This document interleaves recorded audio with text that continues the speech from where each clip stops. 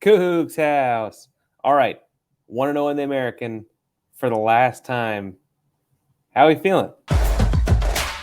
You are Locked On Cougs, your daily podcast on the Houston Cougars, part of the Locked On Podcast Network, your team every day.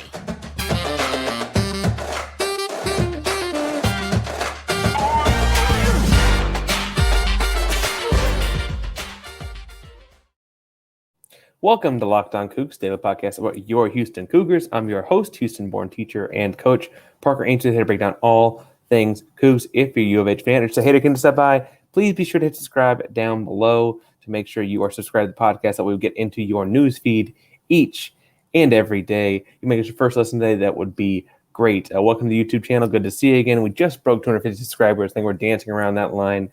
Thank you all so much for subscribing. We're going to do another giveaway at 500, so make sure you subscribe and leave a comment to be entered. If you need something to say, you can't think of anything else to say, tell me what your New Year's plans are, aside from watching the Cougs on Saturday. Now, I'm reporting from a Tulsa hotel room because Tulsa is a long way away. But I do have to say that it was a fun time in Tulsa, Oklahoma for our, I guess, last trip probably as a program to Tulsa, Oklahoma, going to the Big 12 next season. Last American Conference home opener. The Houston Cougars did win 89-50. We're going to have kind of three segments here. We're going to talk a little bit in the first segment, just kind of about the game flow and how the game went. Take away one quote in the second segment from Coach Sampson on post-game and kind of run with that and see what he, investigate, kind of talk about what he's looking there. And then the final segment, do last thoughts on the game before moving into a much tougher game, frankly, on Saturday against UCF. But first, let's go through the game. Houston did win 89-50, scored 24 points off of turnovers, a big day for the Cougs in transition and things like that. Also worth pointing out that Houston had 89 points and had no individual over 15 points, had four guys in double figures. And I guess it's worth pointing out that Jamal Shead and Terrence Arsenault had 9. Big day for the Cougs. I think it was interesting that there was like kind of a tense first 5 minutes. I kind of broke down in my notes every 5 minutes. The first 5 minutes, frankly, Houston was down 8-5 very quickly, and then kind of went on a run to go up 15-8. In that first 8-5 run, I guess throughout the entire game, but it was very effective in the first 8-5 run. The Tulsa University Golden Hurricanes were running Harlem Globetrotter style weave, where basically you're just doing dribble handoffs around the 3-point line over and over again, and eventually someone spurts out for a roll or someone's open on the handoff drive. And they were finding a lot of effectiveness on the short side with an empty corner, rolling Salabenge, their big man. Again, we talked about him in the preview. He's a 6'8", 6'9" kind of guy, big, long, athletic, on the roll after the handoff, and he got a lot of dunks to start the game, and actually had a couple more in the second half to start the half as well. Houston was trapping off of the dribble handoff to try and force the ball out of the ball's hands, or out of the ball possessor's hands, and then as he flips it over, the help side needs to come over and tag the roller, and Houston had trouble doing that, to say the least. Couple different interesting things that pop up there. Obviously, Jarace Walker did not play the last 5 or 6 minutes of the half. It might have been closer to 10, actually. If you were on Twitter, you saw people paying attention to that for sure. Sampson, I think, kind of assumed that, bluntly, that was kind of on him. And so, in regards to how that goes, I guess that's a coach's decision. I will say that Houston also changed up how they played the handoff. They went to a couple different things, like getting over the top of the ball screen. They were also able to get the rotate after that first under 16 timeout or whatever. So the second 5 minute set there, they were able to get the help side over faster and kind of leave some guy open for three. Not that you want to leave all these guys open for three, right? We mentioned the pregame preview that Tulsa has some guys that shoot fairly high percentages on the season, but they were kind of able to limit their damage there. Tulsa was just 5 of 25 from the 3-point line. And so if once you can tag the roller and make them shoot a bad percentage from the 3-point line because your other rotation is athletic and active and fast, suddenly it's a lot different when you're not giving up dunks. I will say that I would have thought they'd find other ways to get Salabenge involved. I was surprised that Tulsa did not.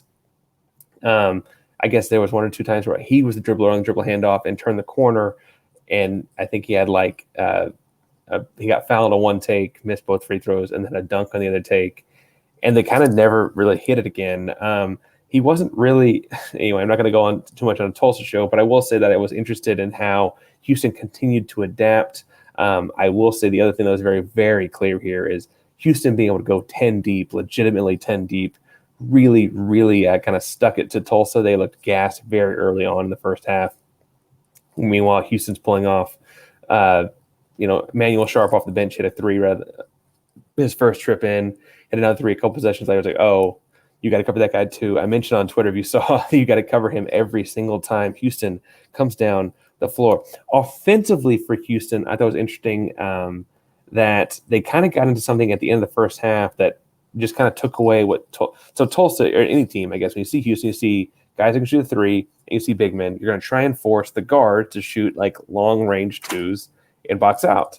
And interestingly enough, that's kind of what Tulsa did. And Houston went to a two-big lineup with Jarace Walker out of the game, but Reggie Chaney or Javier Francis, and at one big with Jalen Robertson at the other. And those two bigs going to be in both short corners, right? And in both short corners, they'd be posted up or digging in or whatever. And then the goal of the guard was to run the Houston ball handler once he put the ball on the ground off of the three-point line. Houston made like 7 or 8 mid-range jump shots on pull-ups very, very quickly. And I was like, oh, that's not going to work either. Houston had 43 points in the first half. Tulsa had 50 in the game, right? There weren't a whole lot of things defensively that Tulsa was going to be able to do to slow down the Cougars. And I think what's interesting here is it was a very, very unselfish game in which Houston only had 16 assists. So let's listen in to Coach Sampson and hear a little bit about what he had to say about those assists. I was surprised they only had 16 assists. I thought we had more than that, actually. But shooting percentage there's a direct correlation between shooting percentage and shot selection. And for us, we've played at Oregon, we've played at Virginia, and we've played in Fort Worth. We played a bunch of games away from home, and they're all the same to us. It doesn't matter. We play the way we play. Defend, we rebound, we run our stuff, we execute. We play unselfish. You do that.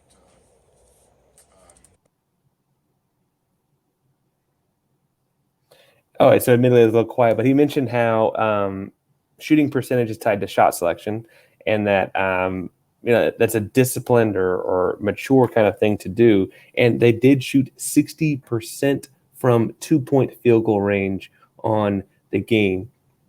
Sorry, 59%. We're going to round up. They shot 59% from 2-point field goal range and 7 of 20 from three. I think they're pointing out that two of those three-pointers jump off in my head as like Tremont Mark heat check moments in the first half. He got kind of hot early. And then a couple of them at the end were, frankly, getting Ryan Elvin a shot, getting Ramon Walker a shot, make sure you get some of your grungy bench guys down at the end, a shot or two at the end, and those end up being threes. Didn't go Houston's way either. So really it felt more like 7 for like 16 of like intensive shots. Houston shot the ball very, very well. And if I were a betting person, with the defense Houston has, if Houston is shooting the ball well, they're going to win most of those games. They're probably going to win most of the games anyway, but especially if they're shooting the ball well, they're going to win most of those games. But if you're a betting person, I'd recommend going to betonline.net. Now, betonline.net is your number one source for sports betting info, stats, news, and analysis. Get the latest odds and trends for every professional basketball and amateur league out there, from pro football to college football, bowl season, basketball. They had the World Cup just wrapped up. They got all that at betonline.net. If you love sports podcasts, you can find those on betonline.net as well. They're always the fastest and easiest way to get your sports betting info. Head to the website today or use your mobile device to learn more. BetOnline is where the game starts. My bet for this week, I think I got most of the Houston Cougar bowl game bet last week, right? But my bet for this week is to go TCU at +7.5 versus Michigan. They keep games more interesting than +7.5. This will be a close football game. You can take the Duggan route. The quarterback was a Heisman finalist or whatever you want to do with that. They're in the Big 12. Houston's going to the Big 12. So, I guess there's some sort of a tie there. They're also from Texas. Obviously, we're a little bit further south, but we're in Texas, those kinds of things. So I'm saying to take TCU at plus 7.5 because while I'm not taking them to win, I don't think it's going to be that big of a difference. And you should do that by going to at betonline.net and placing your bets on the TCU Horned Frogs to at least keep it close to 7.5 points today. All right. So if we're looking at quotes that I think stuck out, and admittedly that was a little quieter than I thought it wanted to be, we're going to see how this goes. But I thought it was interesting that Sampson had something that I think is kind of forgotten some. So we're going to play a clip from Sampson right fast and kind of break down some moments that stick out for me for that. So There's a kid that's starting right now for the New York Knicks, Quick Rocks. He came in here for his summer. He thought a shot was the shot that he could get. So there's a reason why you shoot 28% from the three and 31 from the You should take bad shots. For the first time in your life, I'm going to tell you what a good shot is. You're not taking good ones. So if you want to play for me, here's the way you're going to have to play. And those things are not negotiable. And once he learned how to play and learn how to take good shots, and what a good shot was, his shooting percentage went up. But sometimes you have to pass it 8 straight times because that's the right play. And if you're on a good team, that means we may have scored 8 consecutive possessions, but you didn't score. So now you're working on their psyche. And it's okay not to score as long as we're scoring. That's where shot selection comes in. And Tremont had to learn that.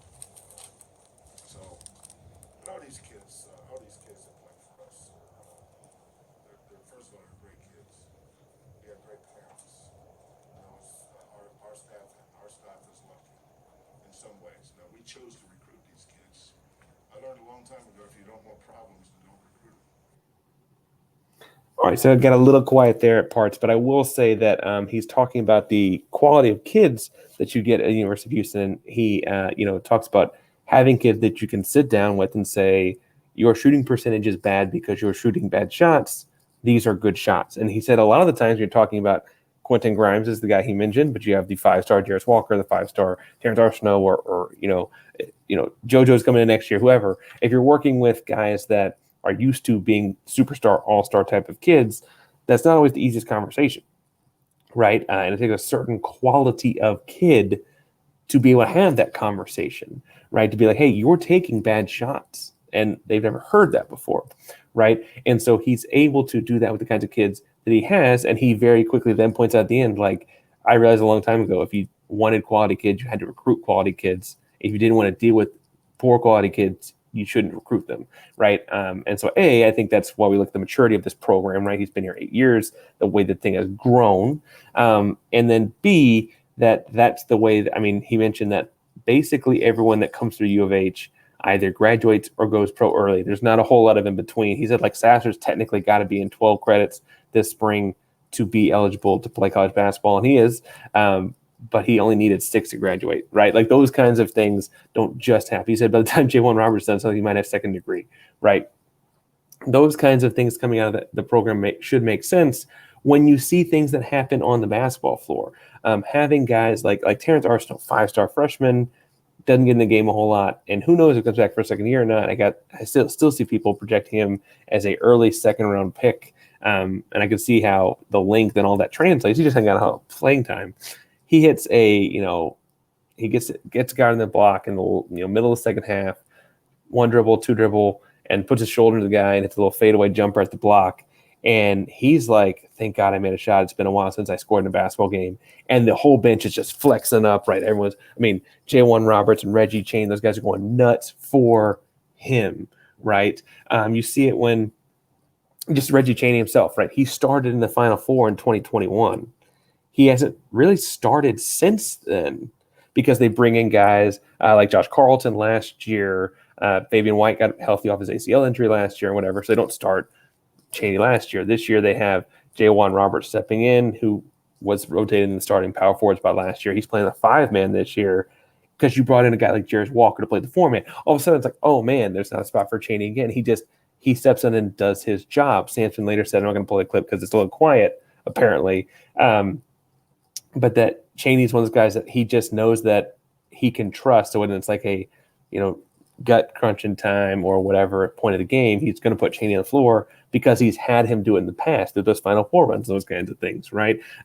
You see that kind of quality of kid, and a guy like that not needing to get all the minutes, not needing to get all the points. They played Tulsa. He's from Tulsa. He should have won a shot. He had a whole section of the stadium for him.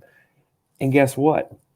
He won the job. The goal is to win the basketball game, not to average Chaney night, right? Jarace Walker, just in general, a 5-star caliber kid, all American, all everything, coming to the program where Coach Sampson talked about, quote, pinching his ear off because of how he was not tagging the roller on the dribble drive or the weave stuff. Like, I mean, having that quality of kid says so much about this program, and that they seek out and find those kids. Even a Ryan Elvin, right? Ryan Elvin, if he were a selfish kid, would have transferred. I'm telling you right now, there are 100, if not 150 Division I programs where Ryan Elvin would play. This just ain't one of them because it's the best team in the country, right?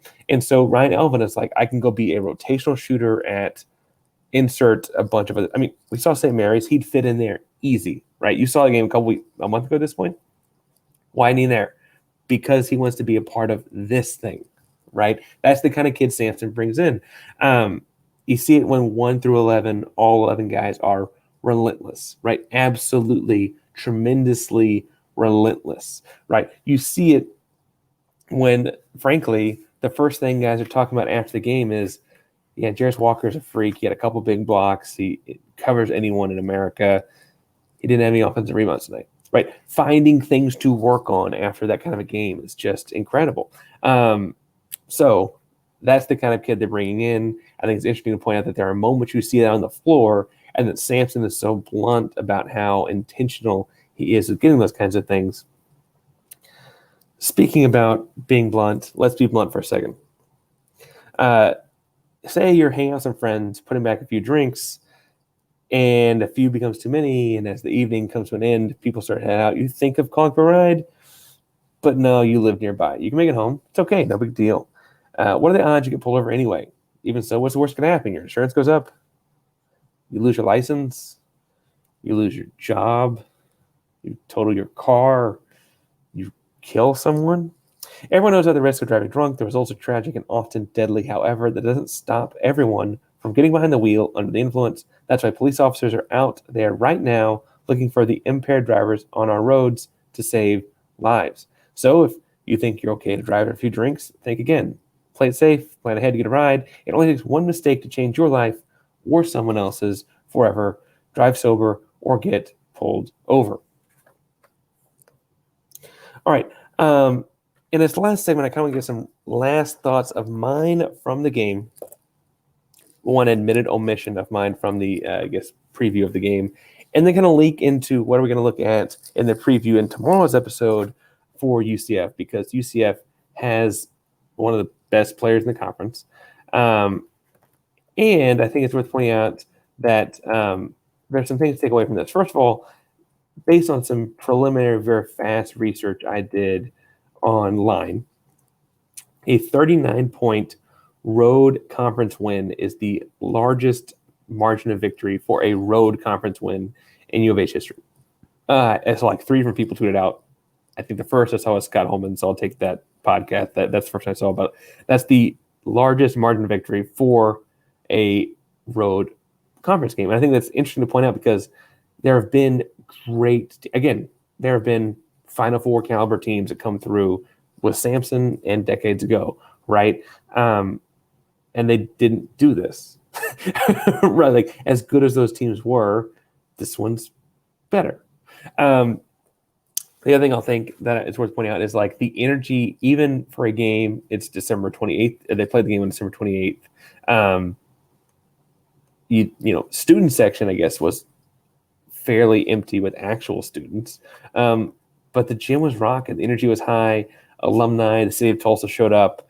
People want to beat Houston because A, they know if they can beat Houston, that's their time. The sunshine is number 1 team in the country. And B, as I said yesterday, you want to beat Houston because they're leaving the conference. It's your last shot at Houston. And frankly, that energy was there when they were up 8-5, and Sullivan Gay had a couple big dunks, and it's like, oh, we can't cover that guy. Yeah, the answer was we weren't covering that guy, but obviously that ended up becoming kind of a big deal. The other thing I want to talk about as a takeaway from this game is that great to see Terrence Arsenault make some buckets down the stretch. I know it was in the last 10 minutes of garbage time. Again, my 5-minute splits here. It's in the second to last and last 5-minute split that he's getting all his minutes, including Tulsa went to a press with a bunch of question marks by. But when it was very simple 5-out kind of stuff, he found his rhythm, found his shot, and frankly, had some very clear NBA moves. That's great to see because there's going to be a time, I'm telling you, whether it's at Wichita State or at Memphis or something. Memphis is not quite top 25 yet, but they are constantly in the top 3 or 4 teams receiving votes. So be on the lookout. That's going to be a tough game. So that's going to be a big deal. Javier Francis, rotational guy, came and got a couple big blocks. I thought it was interesting that one of the adjustments Houston did when they had trouble tagging the roller was they stopped trapping the dribble handoff, right? They decided to just go over the screen. And then when Javier Francis came in, they were able to go back to that because they trusted his length and doing some things to deter hitting that roll to Salabenge, right? So I think what's interesting there is that that's a moment you can visibly see his length playing out in ways that helps the basketball game. Obviously, his 2 big blocks, I think one volleyball spike, he literally sent the ball on a 3-point shot into the 12th row. People say, he's sitting in the 3rd row. No, he literally spiked the ball on a 3-point jump shot into the 12th row. It sounded like he popped it. It was that kind of loud, right? Incredible. Jamal Shead controlling the pace. We can talk about him all year long. We talk about him after the Alabama game and things like that. He's always wildly impressive. Sorry, I'm losing my voice a little bit. A takeaway I think is interesting, though, is that Emanuel Sharp has become that first backcourt guy off the bench. He's kind of taken that spot away from Ramon Walker. He's kind of taken that spot away from Terrence Arsenault. And it's because, he's stopped getting out of himself, right? We talked about, Coach mentioned the idea of quality shots and the maturity that takes. And he provides a different type of shooting, a quick release, anywhere on the floor, catch and shoot. I mean, his first one was at least 27 feet, right? I mean, he is a deep 3-point threat.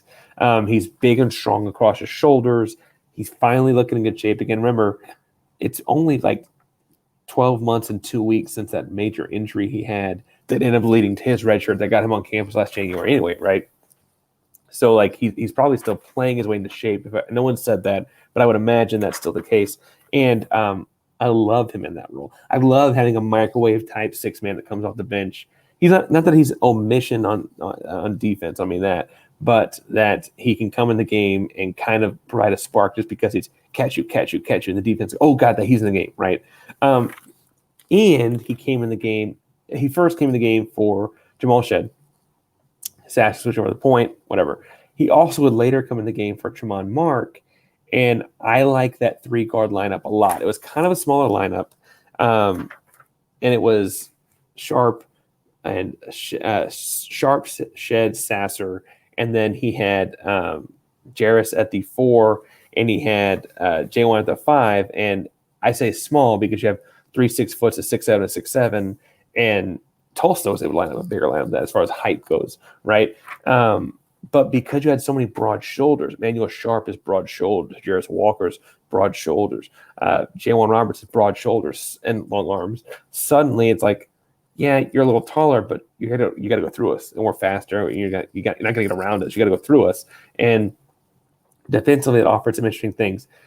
He did have some dumb fouls. He had, I believe my count here is 4 fouls on the game. And 3 of them were bad. And 3 of them were he was late in rotation to attack the roller, so he got a block. He should have gotten a charge. One was on a 1-on-4 fast break. He tried to attack the cup, and he got a charge call, right?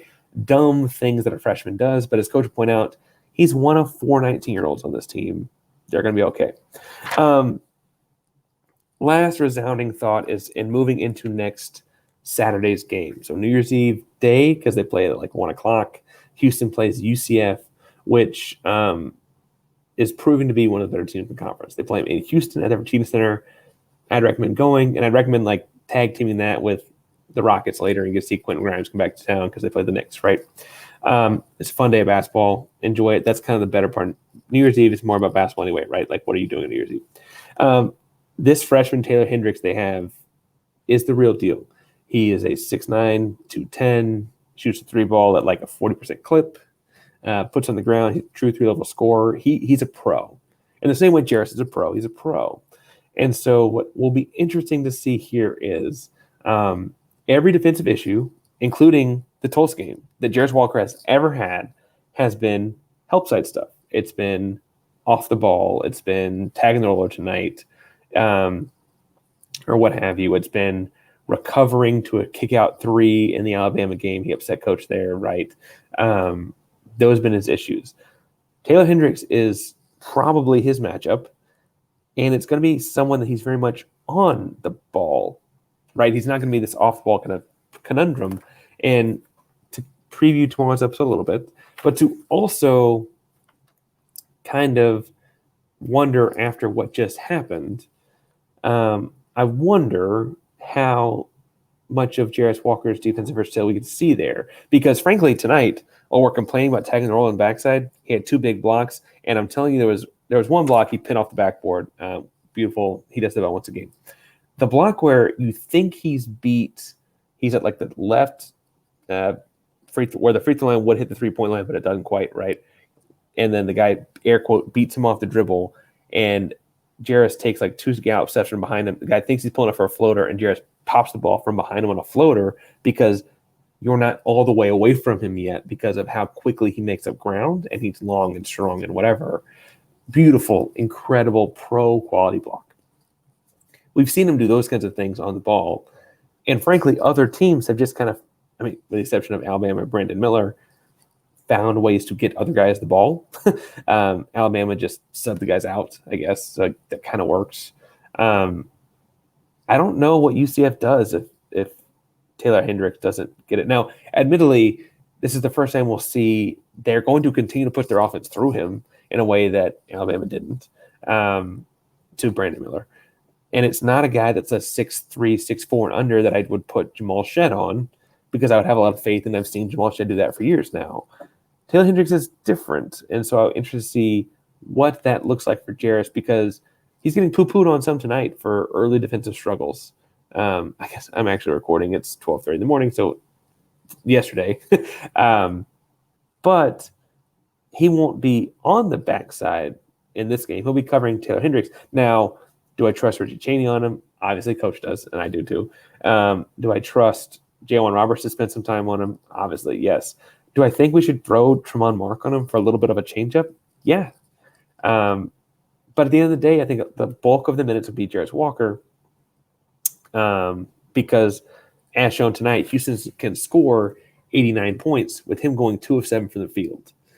So I don't think they need to worry about how much energy he's expending on covering Taylor Hendricks. I think he can obviously improve his draft stock enough by showing, I can guard their pro forward as well. So it'll be interesting to see how that plays out for Jarace. And we'll probably be talking about tomorrow on Locked On Cougs. And so you can find me at Painsworth512, PAINSWORTH512 on Twitter, Instagram. I got a Be Real notification just now. All the social media platforms, I'm at Painsworth512. We'll talk all things Cougs, Rockets, Astros, sneakers. I wore 11s today. That was my road trip sneaker of choice because they keep shape. Patent leather keep shape. Find me at Painsworth512 to talk about all those kinds of things. Think of making Locked On Cougs your first listen of the day. If you're looking for a second listen of the day, I'm going to say Locked On College Basketball. It's been a weird week in college basketball. Some exciting finishes and endings. A lot of top 10 action today, so make sure to check out Locked On College Basketball for your second listen. They break it all down for you each and every day. Thank you all so much. Locked On Cougs, the proud member of the Locked On Podcast Network. Your team every day. Go Cougs.